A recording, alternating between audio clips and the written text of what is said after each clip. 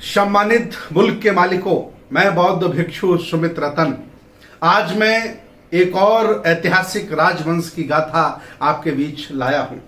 उस राजवंश का नाम है गुर्जर प्रतिहार राजवंश। सबसे पहले इस वंश में सम्राट कनिष्क आते हैं। हालांकि इतिहासकारों ने उन्हें कुषाण वंश से जोड़ा है। सम्राट कनिष्क ने सबसे पहले भारत में आकर सोने के सिक्कों पर अपनी देवी सूर्य, चंद्रमा और बुद्ध की प्रतिमा छापी थी। और बुद्ध की प्रतिमा भी उन्होंने त्रिपिटकों से उनके 32 लक्षणों के आधार पर अंकित की थी।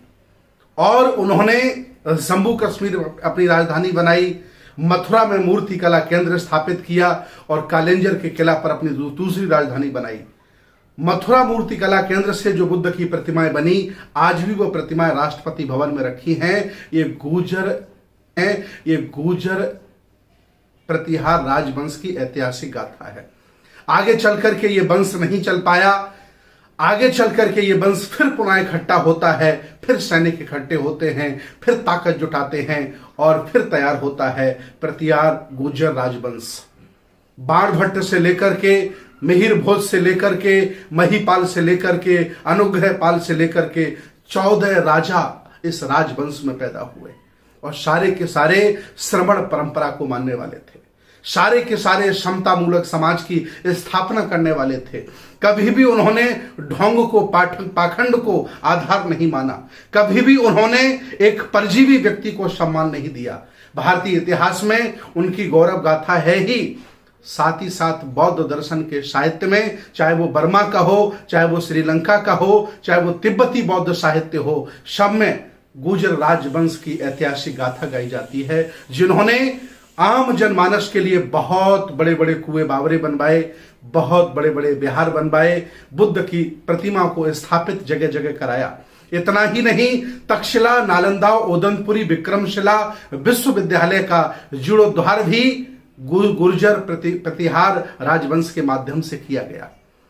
मैं आज इस खानदान से पूछना चाहता हूं, जिसने ये पूरा देश संभाला हो, जिसने पूरा पाकिस्तान, अफगानिस्तान संभाला हो सम्राट कनिष्क के रूप में, आज उस समाज की क्या दशा है?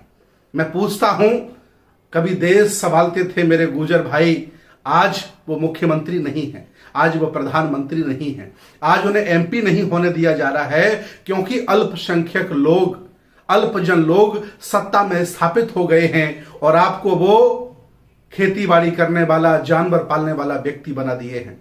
मैं अपील करता हूं, अपने अतीत के गौरव को जानो, अपनी विरासत को पहचानो और फिर इकट्ठे होकर के इस देश को संभालने का काम करो।